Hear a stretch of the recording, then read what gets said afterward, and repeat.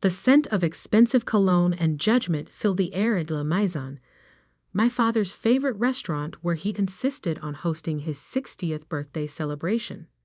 I adjusted my simple navy blazer, bought off the rack at a department store, and tried to ignore the way my sister Amanda's eyes narrowed at my choice of attire. "You could have at least tried to dress for the occasion, James," she said, smoothing her own designer dress. "It's Dad's birthday." I smiled and took another sip of water, letting her words roll off me like they had for the past 5 years. 5 years since I'd walked away from the family's precious investment firm. 5 years of building something of my own in secret. 5 years of being the family disappointment. My brother Michael arrived late, as usual, but no one seemed to mind. He was, after all, the golden child, the one who'd taken my place at Kingston Investment Partners after I left. He kissed our mother's cheek, clapped Dad on the shoulder, and then turned to me with that familiar smirk. "Well, if it isn't the janitor," he said, loud enough for nearby tables to hear. "Still cleaning offices at night, little brother?"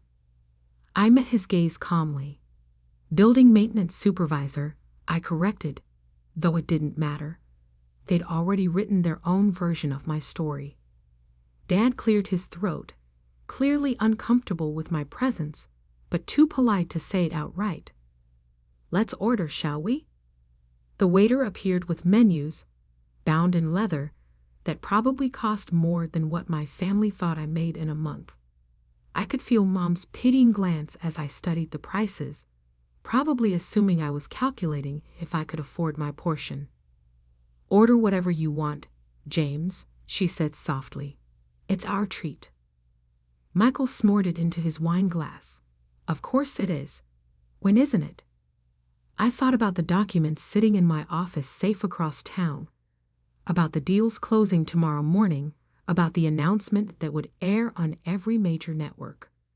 But I just nodded and ordered the cheapest pasta on the menu. Sometimes the best revenge is letting people underestimate you just a little longer. The conversation flowed around me like I was a rock in a stream, present but inconsequential. Dan talked about the firm's latest acquisitions, Michael bragged about his new Mercedes, and Amanda detailed her recent charity gala organizing efforts. Mom occasionally tried to include me with questions about my work situation, each one dripping with concern that felt more like pity. "You know," Michael said, cutting into his Wagyu steak, "there's still an entry-level position open in our compliance department. If you're finally ready to stop playing around and get serious." I stirred my pasta slowly. "I appreciate the offer, but I'm good where I am." "Good?" Amanda scoffed. "You live in a 1-bedroom apartment and work nights. That's not good. That's settling." Speaking of settling, Mom interjected, probably trying to change the subject. "Have you thought more about going back to school? It's never too late to finish your MBA." I had to bite back a laugh. My real education had come from walking away, from learning how real estate really worked from the ground up, from building a network of people who saw value in actions rather than family names. "I'm learning plenty," I said simply. Michael laughed, that sharp, dismissive sound I'd grown to expect. "Learning what?" "How to mop floors. How to change light bulbs." Real estate is about power, connections, vision, things you clearly don't understand. If he only knew about the meetings I'd had that morning, about the towers rising across the city with my company's invisible fingerprints all over them, about the fact that the building we were sitting in right now was one of my recent acquisitions, purchased through a holding company that even our family's precious firm hadn't managed to trace. "Maybe," I said, taking another bite of pasta. Dad sighed, that heavy, disappointed sound I'd heard so often. "James, we're just worried about you. You had such potential. Top of your class at business school before you dropped out, fast track to partner at the firm. Everything laid out perfectly. And you threw it all away to what? Work as a janitor? Building maintenance supervisor. I corrected again, more out of habit than hope they'd listen. Same thing, Michael snapped. You're cleaning up after people who actually matter, after people like us. I checked my watch. 7:58 p.m. The news would break in exactly 2 minutes. I took a slow sip of water and waited. Your father's right, Mom added, reaching across to pat my hand. It's not too late to turn things around, to be part of the family properly again. The restaurant's background music suddenly cut out, replaced by the familiar jingle of the evening news.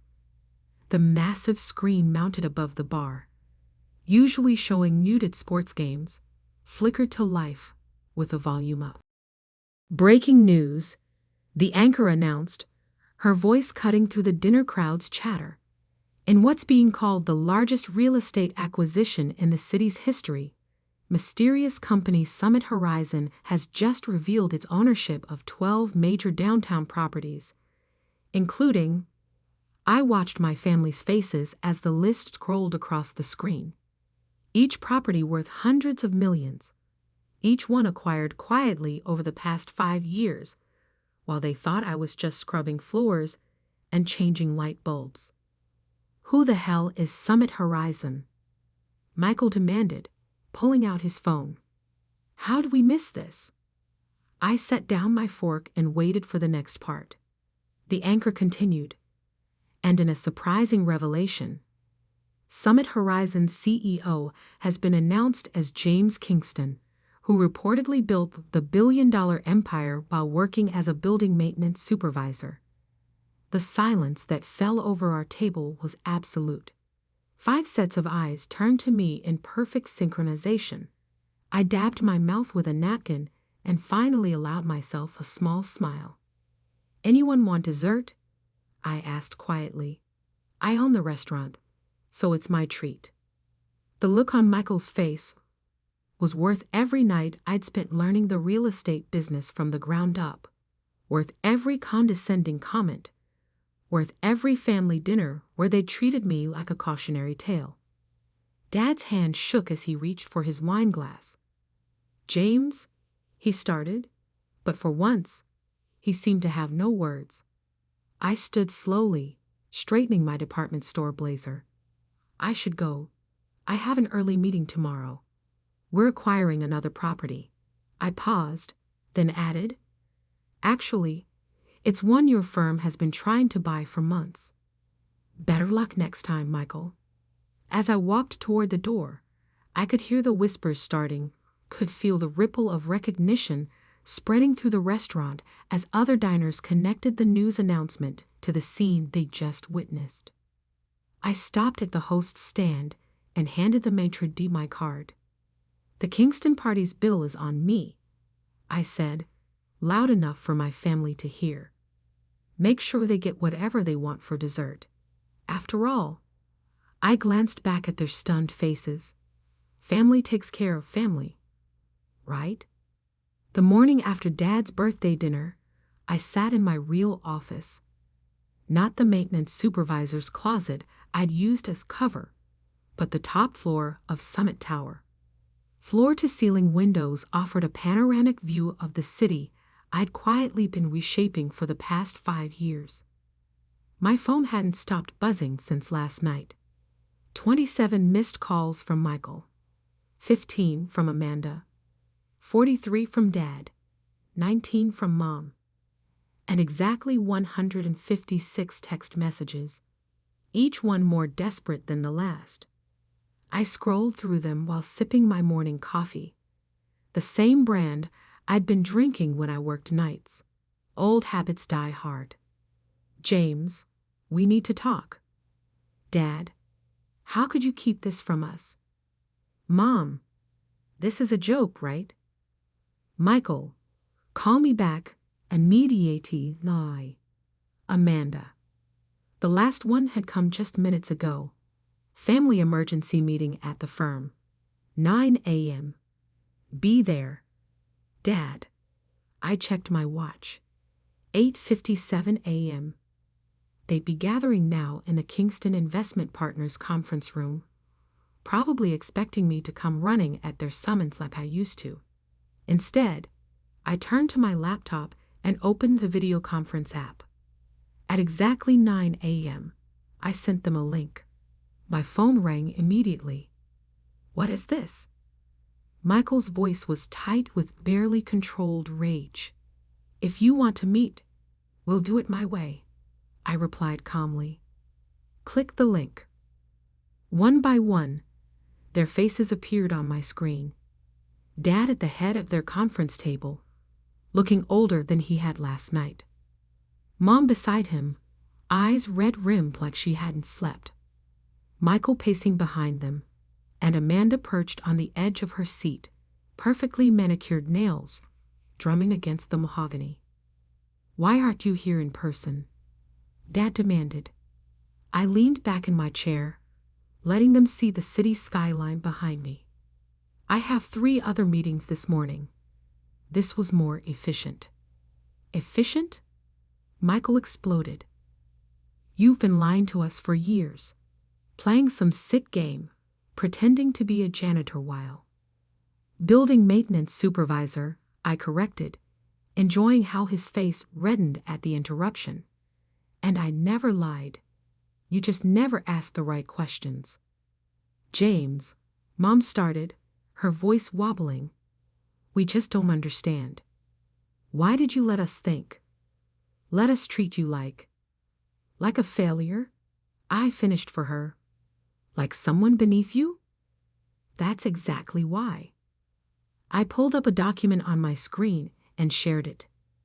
This is a transcript from the family dinner 3 years ago when Michael announced he was taking my position at the firm. Would you like me to read your exact words, Dad? He paled slightly. That's not necessary. Thank God Michael stepped up. I read anyway. He understands what it takes to succeed in this business. Unlike some people who just didn't have the stomach for real power. Amanda shifted uncomfortably. That was a long time ago. 2 months ago, I continued, switching documents. At cousin Sarah's wedding, Michael told everyone I was finding myself through menial labor. Last Christmas, Amanda suggested I might qualify for low-income housing assistance. And just last night, you all sat there assuming I couldn't afford a meal at a restaurant I own. We were worried about you, Mom protested. No, I said quietly. You were comfortable with me failing. It made you feel better about yourselves. I pulled up another document, this one showing a list of properties and their values. While you were pitying me, I was learning how real estate actually works. Not from the top down, but from the foundation up. I know every inch of my buildings because I've worked in them. I understand the staff because I was the staff. And I built relationships with people you wouldn't even look in the eye. Michael snorted. Is that supposed to impress us? Anyone can get lucky with a few property deals. 17 properties. I cut in. All prime downtown locations. Total portfolio value as of this morning. $3.2 billion. And I smiled slightly. I just acquired the Carson building. The color drained from Michael's face. That's impossible. We've been negotiating that deal for months. I know. I watched your team bungle the negotiations while treating the building manager like he was invisible. Funny thing about invisible people, they notice everything. He called me personally last week to accept my offer. Dad leaned forward, and I recognized the look in his eyes. It was the same one he used to give potential business partners, calculating, measuring, looking for an angle. Son, he said, his voice taking on that smooth, deal-maker tone. Clearly we've underestimated you, but now that we know what you've built, we can work together. Merge your holdings with the firm, combine our resources. No. The word hung in the air like a thunderclap. What do you mean, no? Amanda asked, incredulous. I mean, no.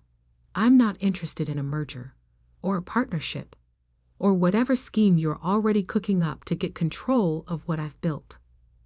We're family, Mom pleaded. Family? I laughed softly. Yesterday, I was the embarrassment you've had to explain at parties. Today, I'm family? I pulled up one final document. This is today's schedule for the Carson building. The Kingston Investment Partners office lease expires in 60 days. I won't be renewing it. You can't do that. Michael shot to his feet. That's been our headquarters for 20 years. Actually, I can, and I am. Consider it a reminder of what happens when you judge people based on appearances. I checked my watch. Now, if you'll excuse me, I have a meeting with the mayor about the downtown revitalization project. A real meeting, in person. James?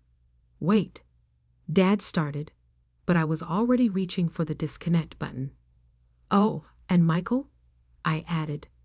Clean out your office by the end of the month. Some of us invisible people might need to mop the floors. I ended the call and sat back, letting out a long breath. My assistant's voice came through the intercom. Sir? The mayor's office is on line 1. I straightened my tie, not from a department store this time, and smiled. Put him through. And Sarah? Send a gift basket to the maintenance team at the Carson building. They're about to get some very angry neighbors. As I picked up the phone, I glanced at the framed photo on my desk. It was from my first night as a maintenance worker, mop in hand, name tag crooked. The man who'd taken that photo, my first mentor in the building, had taught me more about real estate than any business school professor ever had. Sometimes, he told me, you have to look up from the ground floor to see how high you can really build. I'd built higher than my family ever imagined possible, and I was just getting started. The next 2 weeks unfolded exactly as I'd expected. My family, never ones to accept defeat gracefully, launched a campaign to either discredit me or force their way into my success. First came the rumors. Whispers in country club lounges about how I must have acquired my fortune through questionable means. After all, how could a janitor build a billion-dollar empire legitimately? I was reviewing acquisition proposals in my office when Sarah buzzed through. Your sister's here. She doesn't have an appointment. I glanced at the security feed. Amanda stood in the lobby, designer handbag clutched like a shield. Looking uncomfortable among the maintenance staff, I'd invited to use our first-floor cafe. Sent her up. When she walked in, her eyes widened at my office. No doubt she'd expected something less impressive. The space probably made her firm's executive suite look like a storage closet. Nice view, she said, trying for casual as she sat across from me. Though the furniture's a bit minimal. I looked at my deliberately simple desk, chosen because it matched the one used by my first supervisor in maintenance. What do you want, Amanda? She pulled out a folder. I've been going through some old family documents. Did you know that technically, as the oldest, I have a claim too? Stop. I held up a hand. The trusts? The ones Dad set up when we were kids. I liquidated my share 5 years ago. Used it as seed money for my first property acquisition. You can't claim what I don't have. Her face fell.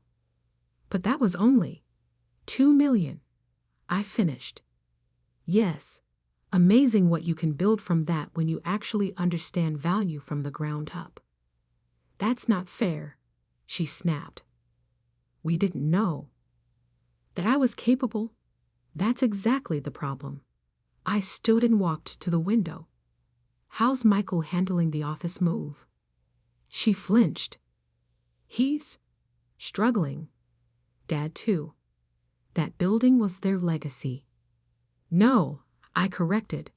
That building was their comfort zone. They're not angry about losing an office. They're angry about losing control. They sent me to offer you a deal, she admitted finally. Of course they did. Let me guess. They'll stop spreading rumors about my business practices if I lease them back their office space. Her silence was answer enough. I turned back to face her. Here's what's going to happen instead. You're going to leave here and tell them that their threats are as ineffective as their business strategy. Then you're going to watch as I acquire the Wilson portfolio next week. Yes, the same one Michael's been chasing for 2 years. How did you know about Wilson? I smiled. Because I own the building where your firm holds its confidential board meetings. And unlike you, I actually talk to the maintenance staff. They hear everything. Just then my phone buzzed. A text from my head of security. Michael Kingston attempting to access lower-level archives. Right on schedule. Excuse me, I said to Amanda. I have to deal with something. Our other brother just broke into my building's maintenance level, probably looking for evidence of wrongdoing. Her face paled. How did you? Cameras everywhere.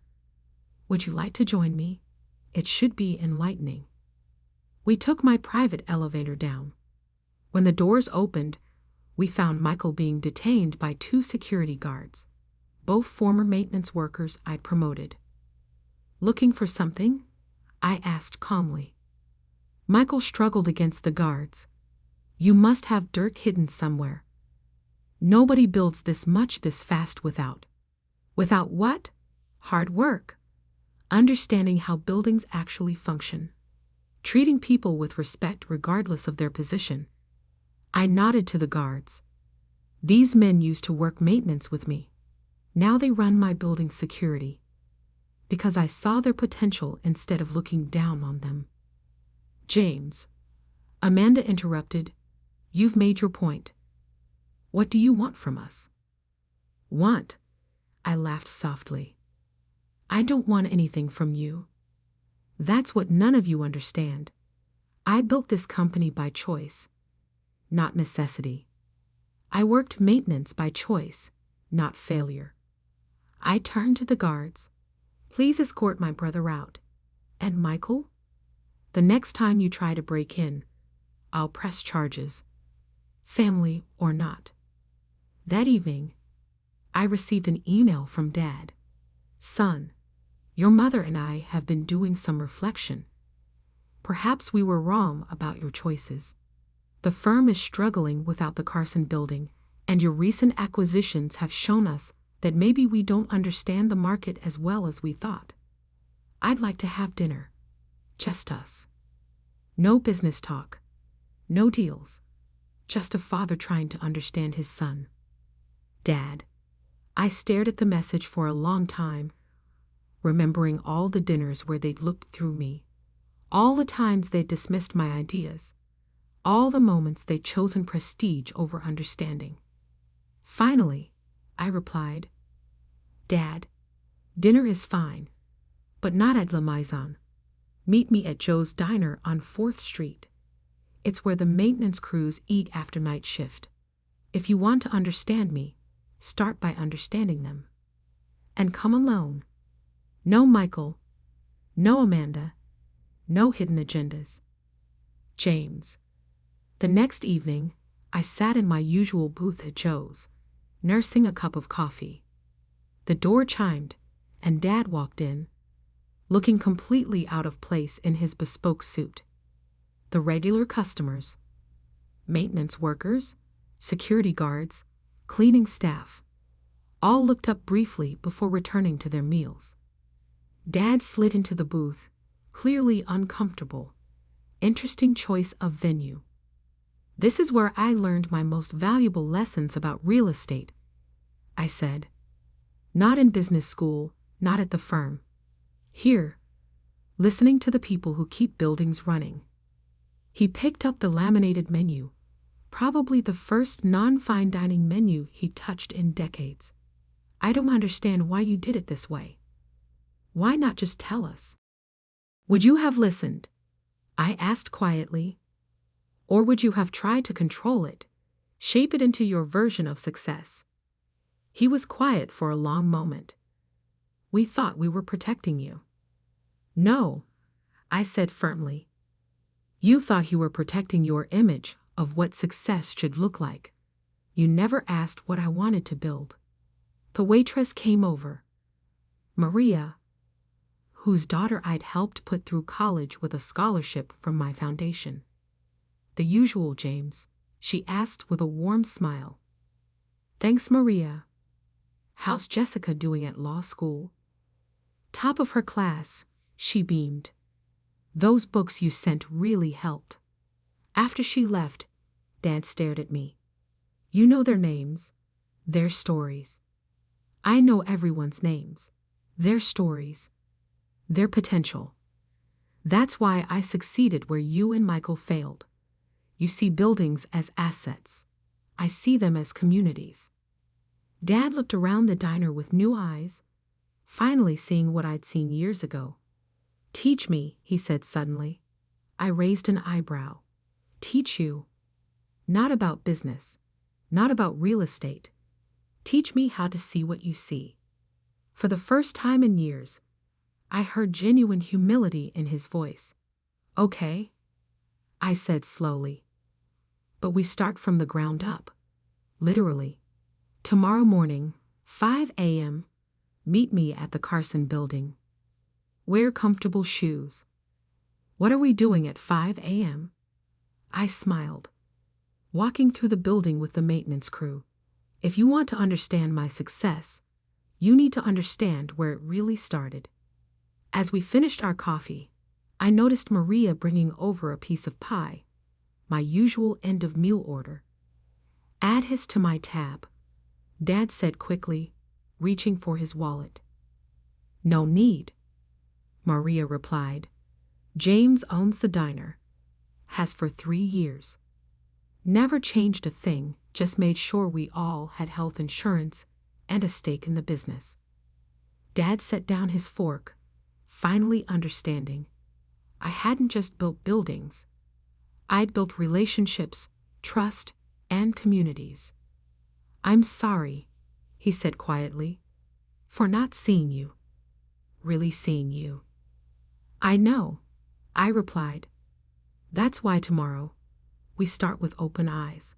But Dad, this isn't about taking over my company or merging assets.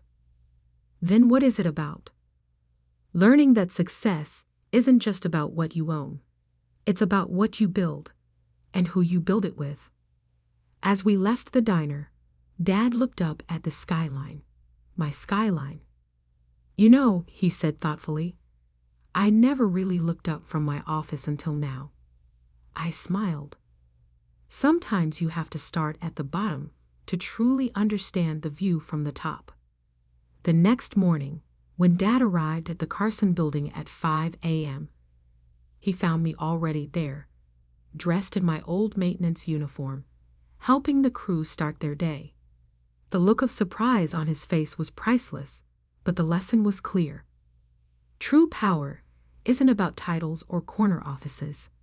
It's about understanding every level of what you build, respecting everyone who helps build it, and never forgetting where you started. Even now, years later, I still keep my old maintenance uniform hanging in my office.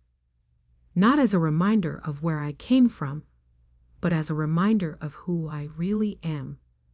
Someone who built success from the ground up, one floor at a time.